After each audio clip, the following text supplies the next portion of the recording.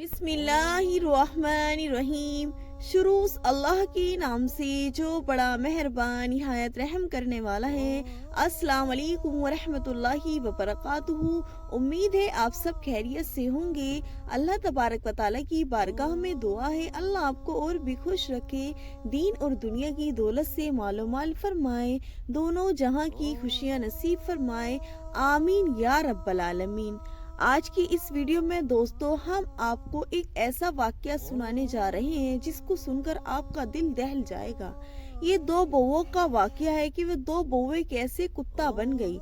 वे दो बहुओं ने ऐसी क्या नाफरमानी करी जिसकी वजह से अल्लाह तबारक व तआला ने उनको ये जानवर बना दिया।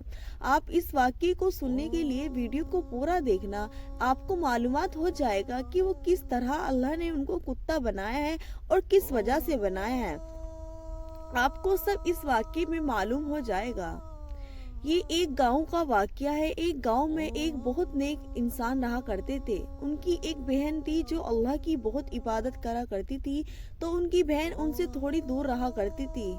वो इस गांव में रहते हैं और उनकी बहन दूसरे गांव में रहा करती थी, तो उनके भाई अपनी बहन से मिलने कभी कभार चले जाया करते थे और वो अपनी बहन से बहुत ज्यादा मोहब्बत भी करते थे। कभी आध अपनी बहन के पास चले जाया करते थे। फिर उसके बाद ऐसा हुआ कि उनका चक्कर अपनी बहन की तरफ नहीं लगा। उनकी बहन के दो लड़के थे, उन्होंने अपने दोनों लड़कियों की शादी कर दी। उनकी दो बहुएं आ गई और उनकी बहू उनकी तरफ देखती कि तो हमारी सास तो 24 घंटे अल्लाह की इबादत करती रहती है। वो अल्लाह की इबादत के साथ साथ घर के काम भी किया करती थी, नमाज पढ़ती थी, कुरान करीम पढ़ती थी अपने कमरे में बैठ के, और वो घर के काम भी किया करती थी।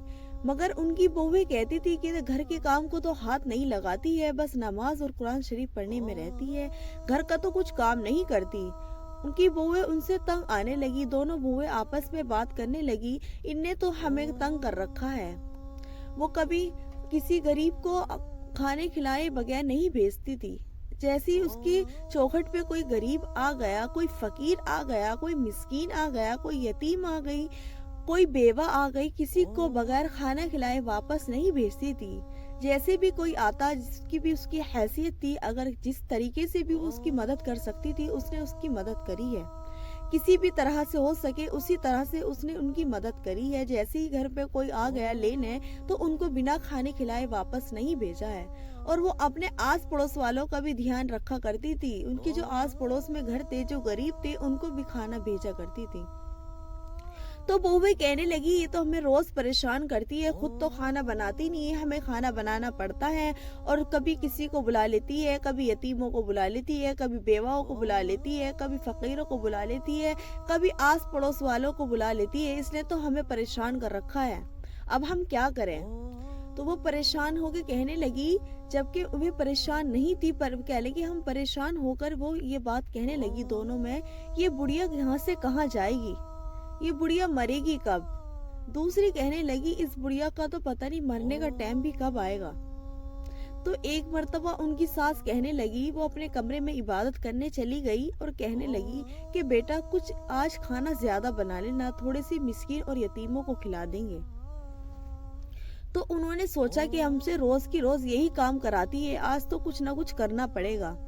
जो छोटी बहू थी उसने अपने हाथ पे पट्टी बांधी और शाम के टाइम अपने हाथ पे पट्टी बांधी और कहने लगी, जब उसका शोहर आया और रोती रही, बहुत रोई, तो शोहर ने पूछा कि क्या हुआ। कहने लगी आज अम्मी ने मुझसे 50 आदमियों का खाना बनवाया है, और जब मैंने 50 आदमियों का खाना बनाया तो खाना बनाते हुए मेरा हाथ जल गया। और वो बहुत रो रही थी कि तुम्हारी अम्मी को तो यही काम है, कभी यतीमों को खिलाना, कभी मिस्कीनों को खिलाना, कभी गरीबों को खिलाना, कभी बेवाओं को खिलाना, यही काम है और हमें भी उसी काम में लगाव रखती है, और तो कुछ काम हमें रहा नहीं। तो वो इसी तरीके से इसी काम में लगी रहती है और हमें भी लगाव रखती है।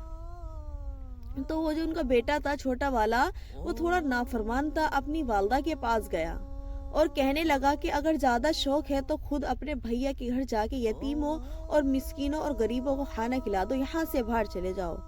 तो उनकी बहू कहने लगी अगर ये रहेगी तो मैं यहाँ नहीं रहने की। तो उनका जो बेटा था वो कहने लगा अपने भाई के घर चली जाओ, यहाँ से तुम यहाँ मत रहो।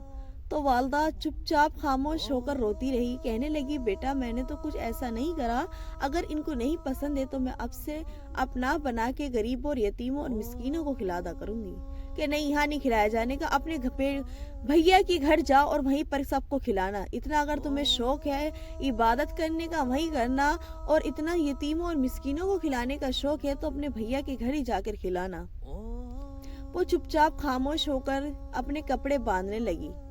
جب اس نے اپنے کپڑے باندھے تو وہ گھر سے باہر نکل گئی، راستے میں جانے لگی، چلتی رہی۔ وہ اتنی خوددار عورت تھی، وہ اپنے بھائی کے گھر بھی نہیں گئی۔ جب چلتی رہی تو ایک نوجوان لڑکا ملا، کہنے لگا اماں آپ کہاں جا رہی ہو؟ تو وہ کہنے لگی میں ایک منزل کی تلاش میں ہوں، اگر مجھے منزل مل جائے گی تو میں وہیں ٹھہر جاؤں گی۔ تو وہ کہنے لگا نوجوان کہ اماں آپ کیوں نہ میرے ساتھ میرے گھر رہ لیں، نہ ہی تو میری والد ہیں اور نہ ہی میری والدہ ہیں، میرا یہیں پر پاس میں گھر ہے، آپ وہیں رہ لیں۔ تو اس بیچاری بوڑھی ماں نے یہ نہ پوچھا کہ تیری والدہ والد کہاں ہے کہاں نہیں ہے، وہ کہنے لگی جب میں اپنے بچوں کی خود ستائی بھی ہوں، میں دوسروں سے اس طرح کی معلومات کیوں کروں۔ تو اس نوجوان کے گھر میں چلی گئی اور کہنے لگی جا کر کہ بیٹا میں نماز پڑھ لوں؟ کہ ہاں جی آپ نماز پڑھ لو۔ تو وہ وہاں رہتی رہی، کچھ کافی دن گزر گئے۔ ایک دن دروازے پہ کوئی باہر بہت سارے بچے مسکین یتیم آ گئے۔ وہ کہنے لگی اماں جا کر کہ آپ کیوں یہاں پر آئے ہو؟ تو چھوٹے چھوٹے بچے کہنے لگے ہمیں پتا چلا ہے اس گھر میں آج دعوت ہے۔ تو کہنے لگی ہاں تو کوئی دعوت نہیں ہے، میں نے تو کوئی کھانا نہیں بنایا، نہ ہی میں نے کسی سے بنوایا ہے، یہاں تو کوئی بھی دعوت نہیں ہے، آپ کو کس نے بلایا؟ تو کہنے لگی کہ آپ دیکھو تو ہماری تو اسی گھر سے دعوت گئی ہے۔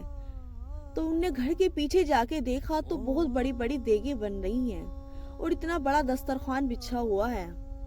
انہوں نے اللہ تبارک و تعالیٰ سے ایک دعا کری تھی کہ اللہ مجھے مسکینوں اور یتیموں اور غریبوں کو کھلا کے بہت سکون ملتا ہے، ان کے کھانا کھلانے سے مجھے بہت راحت اور آرام ملتا ہے، بہت ساری بلائیں بھی دور ہو جاتی ہیں اور بہت ساری بیماریوں سے بچ جاتی ہوں، کہ اللہ تو مجھے کسی دنیا کا محتاج مت رکھیو، مجھے اپنا ہی محتاج رکھیو۔ تو ان نے جب بچی نے یہ بات کہی تو دیکھا تو دسترخوان میں بچھ رہا ہے، اتنی بڑی بڑی دیگیں بنی ہے، یہ پتہ نہیں تھا یہ کون بنوا رہا ہے۔ وہ جو نوجوان لڑکا تھا وہ بھی وہاں پر موجود نہیں تھا اس وقت، وہ بھی وہاں سے چلا گیا تھا۔ تو وہ ایسے چلتا رہا، ایک دن چل گیا، 2 دن کھانا چلتا رہا، ایسے وہ کھانا چلتا رہا۔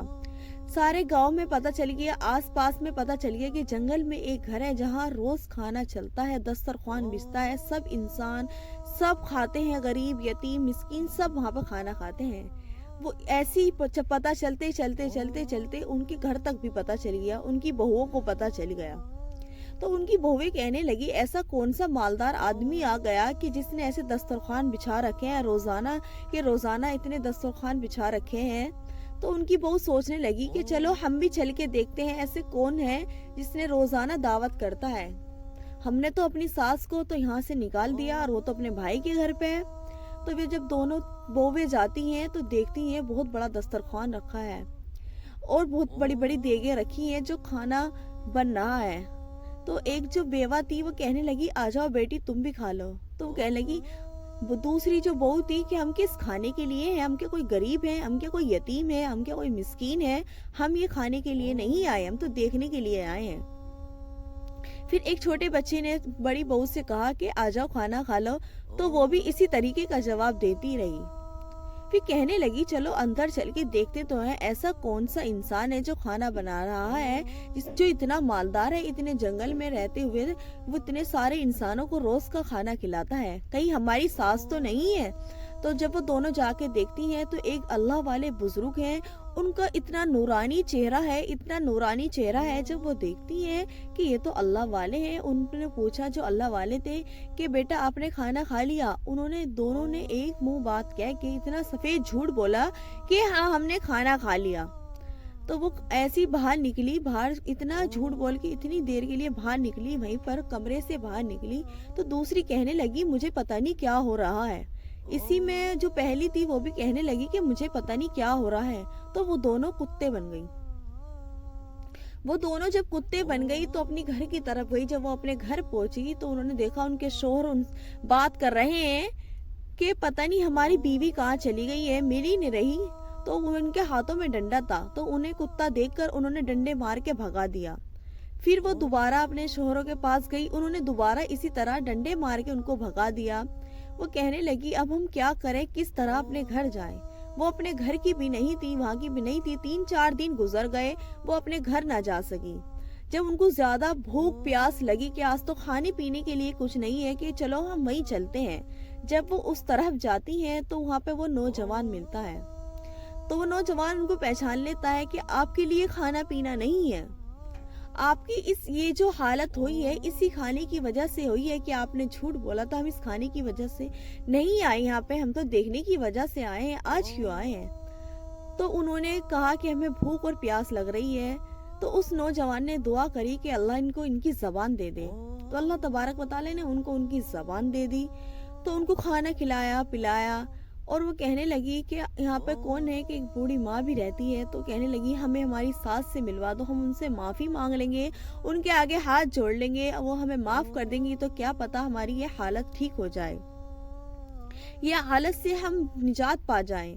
تو جب وہ اندر جاتی ہیں تو وہاں پر ایسی وہی بزرگ ملتے ہیں، تو ان کو واقعہ اپنا بیان کرتی ہیں، تو کہتے ہیں میں نے تو آپ کو پہلے ہی پہچان لیا تھا، اور آپ کی جو یہ حالت ہوئی ہے اس کھانے سے آپ منہ موڑ کے گئے ہو، تو اس وجہ سے آپ کی یہ حالت ہوئی ہے۔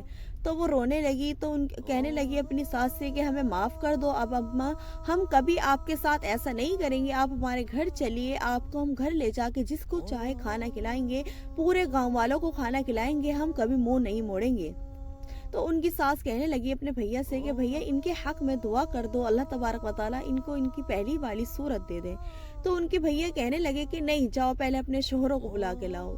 وہ اپنے شوہر کو بلا کے لائے، تو انہوں نے اپنی ماں کو دیکھا، جب ان کے لڑکوں نے اپنی ماں کو دیکھا تو دیکھتے ہی رونے لگے، روتے روتے کہنے لگے کہ ہمیں معاف کر دو۔ تو ان کے بھائی کہنے لگے تم اتنی نافرمانی میں اتر گئے تھے، اتنی اپنی بیویوں کی بات میں گھل گئے تھے کہ اپنی ماں کو ہی جھوٹا بنا دیا، اپنی بیوی کو سچا بنا دیا۔ اللہ تبارک و تعالیٰ نے دیکھو تمہاری نافرمانی کی وجہ سے اور تمہاری بیوی کی نافرمانی کی وجہ سے تمہاری کیا حالت کر دی۔ تو وہ کہنے لگی اماں میں نے کبھی ان کے حق میں بد دعا نہیں کری تھی، میں نے تو کبھی ان کے حق میں کچھ نہیں کہا تھا، کیا پتا اللہ نے جو میرے بیٹے صحیح سلامت ہے، اتنا صدقہ اور اتنا خیرات کرتی ہوں، اس کی وجہ سے ہی اللہ نے ان کو صحیح سلامت رکھ رکھا ہے۔ پھر انہوں نے اپنے بھائی سے کہا کہ ان کے حق میں دعا کر دو، انہوں نے ان کے حق میں دعا کری، اللہ تبارک و تعالیٰ نے انہیں پہلی والی صورت دے دی۔ پھر وہ ہاتھ پکڑ کر اپنی ساس کو گھر لے گئی، کہنے لگی ہم سب گاؤں والوں کو کھانا کھلائیں گے، یتیم و مسکینوں کو کھانا کھلائیں گے۔ تو وہ اسی طرح سے کرتی رہی، اپنی ساس کی فرمانبردار ہوتی گئی، اور اللہ تبارک و تعالیٰ کی عبادت کے ساتھ ساتھ مسکینوں کو یتیموں کو کھانا بھی کھلاتی رہی۔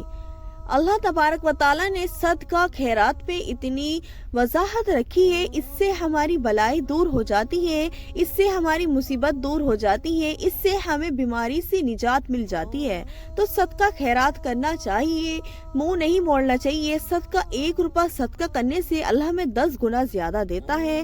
1 روپہ کس اللہ کی راہ میں خرچ کریں گے تو اللہ ہمیں 70 گنا زیادہ دے گا۔ اللہ تبارک و تعالیٰ کی بارگاہ میں دعا ہے کہ اللہ تبارک و تعالیٰ ہمیں کہنے سننے سے زیادہ عمل کرنے کی توفیق عطا فرمائے۔ وآخر دعوانا الحمدللہ رب العالمین۔ امید ہے آپ کو یہ ویڈیو پسند آئی ہوگی۔ ویڈیو پسند آئے تو ویڈیو کو لائک کر دینا اور چینل کو سبسکرائب کر دینا۔ السلام علیکم ورحمۃ اللہ وبرکاتہ۔